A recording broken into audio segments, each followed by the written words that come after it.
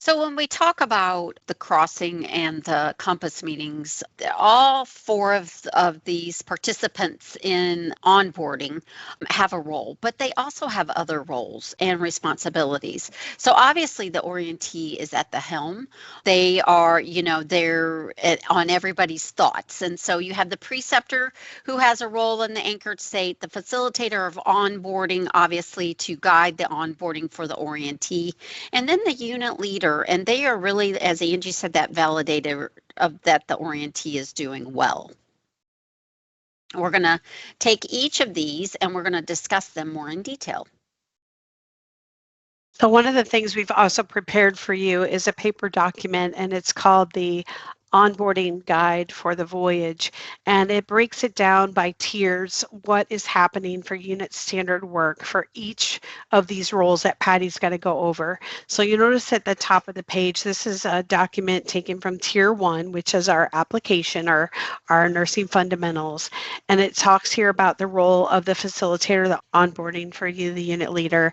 And as Patty said, it's basically just meeting with the preceptor, orientee, scheduling those compass crossing meetings, and then reviewing the data coming into the CHCI at least weekly. The preceptors here, for most of those on the call, these here are kind of describing to you guys, what do we need you to do? A lot of times you don't see yourself in that mentor role, so just really describing and narrating your actions of what you're doing and performing. I know those of you that have precepted before, you're like really tired of talking by the end of the day, and that's great because that means you're doing it correctly. The orientee will also have a section at the bottom of this as to what their standard work is, but most of what the orientee needs to do is have their learning plan. They'll be going into the system alongside you. You'll be documenting together, and then the orientee will have to take part in those compass and crossing meetings as well. So as you move further down this list, all of the core competencies that are included in tiers 1 to 4 for BJC will also be listed on this onboarding guide.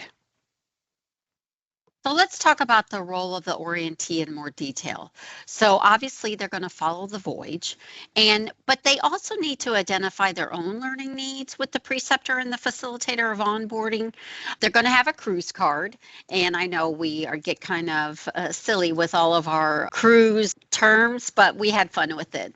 Basically, they're going to have a guide, and no matter if they're experienced or they're a new grad, they have learning needs, and it could have been that the new grad was an S&T, so they may not need to know about vital signs as much as someone who's never been an S&T and has only taken vital signs with someone when they were in clinical. So they all have specific needs, but the biggest responsibility of the orientee is to remain in that anchored state. I always use the example when I was precepting in the ICU. I had an orientee, no matter how many times I told her that she had to always remain next to me, she would go on the other side of the unit because she wanted to explore opportunities, but she was not she was not staying in an anchored state with me, nor was she taking care of her patients. So we had to have a lot of conversations. But that orientee should always remain engaged. They should always think opportunities for learning. They have to have open communication with the preceptor and with the facilitator of onboarding and unit leadership, so we know what their needs are during the onboarding process. And then they have to be active participants in the compass and crossing meetings, because even though we're giving them feedback, we want feedback from the orientee too. So here is the role of the preceptor. The preceptor is a teacher, they're a coach, they're a role model. Though in my study, when I was doing my DNP, the preceptor didn't see themselves as a role model. But remember that orientee is watching everything that preceptor does, and so they are a significant role model for that orientee. The preceptor is a mentor. Their top responsibility is remaining in that anchored state, and we will hear that from us all throughout this presentation because it is so important that you stay in line of sight of that orientee. The preceptor provides direction and feedback to the orientee, and they document with the orientee at least weekly in the CHCI platform, and that's documentation stating that whether or not the orientee has achieved a competency. And so you do that in transparency with the orientee so the orientee knows exactly where they need to work on maybe some achievement of competencies. We also want that preceptor to meet with the facilitator of onboarding to discuss orientee progress in a compass meetings. Sometimes those compass meetings are just between the orientee and the facilitator of onboarding, especially if the orientee has something to discuss that they just want the facilitator of onboarding to hear. And then always the preceptor should be meeting monthly in those crossing meetings with the facilitator of onboarding, the orientee, and the unit leader. So we have another video, and this one really talks about that preceptor-orientee partnership in the anchored state. Maintaining the preceptor-orientee partnership during the entire orientation. It is very important that the preceptor and orientee continue to stay together during the entire orientation. This allows the preceptor to assess and give in-time feedback to the orientee related to their technical skills, communication skills, and their critical thinking skills. This also provides our patients and families with the safe quality care they expect. The orientee is able to learn from observing and watching the preceptor role model professional nursing. As orientation progresses, the orientee takes on more of the care responsibilities, but still continues to learn from observing the preceptor. Feedback is critical to a successful orientation. In order to provide relevant feedback, the preceptor needs to be with the orientee during all care experiences. As a preceptor, my orientee is on the last tier and wants autonomy. What should I do? It is important to set the stage with our patients and family related to orientation and expectations. At the beginning of the shift during introductions, the preceptor could state, "Hi, I am Beth. I am working closely with Bill, who is in orientation. You will see me in the room, but I am allowing Bill to provide the care and answer your questions.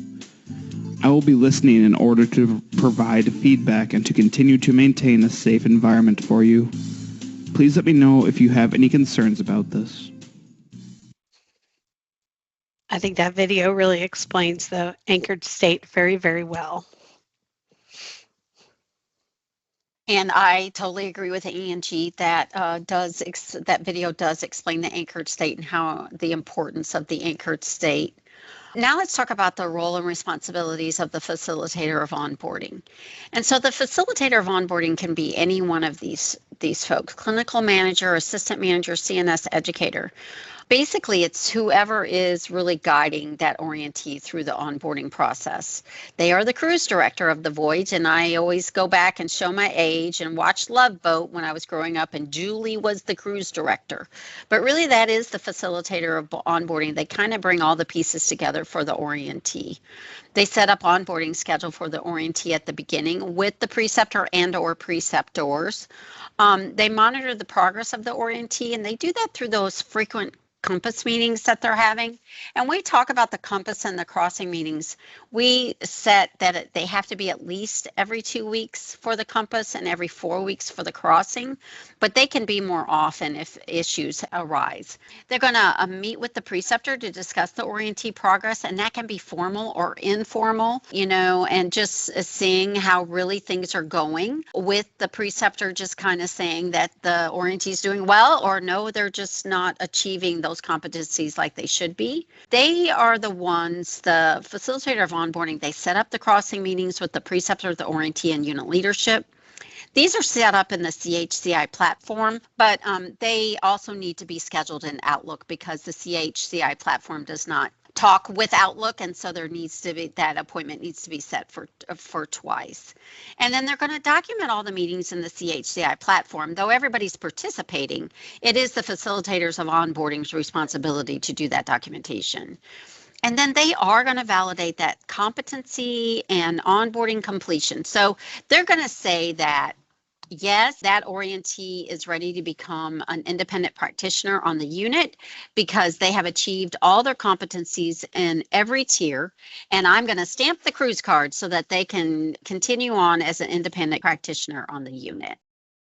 So then we have the unit leader, and they are a mentor, a role model. They're really that captain of the ship. They're the navigational beacon. They help explore the orientee's progress through the crossing meetings every 4 weeks. And as Angie said, those were the most important meetings that the orientee specified during their onboarding process during my DMP project. They also are going to hold that orientee accountable for the voyage excursions and progress through the tiers.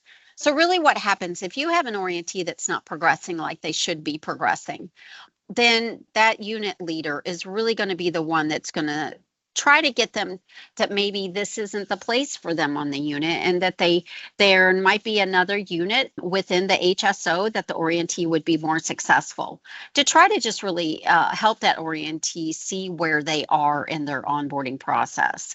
And then the unit leader, with the validation from the facilitator of onboarding, gives the final approval of the successful completion of the voyage. So now that unit leader knows that that orientee is going to be a very competent and confident practitioner on the unit. And we say competent and confident a lot, but that is really the ultimate goal of the voyage, of that process of onboarding for that orientee to go through the tiers.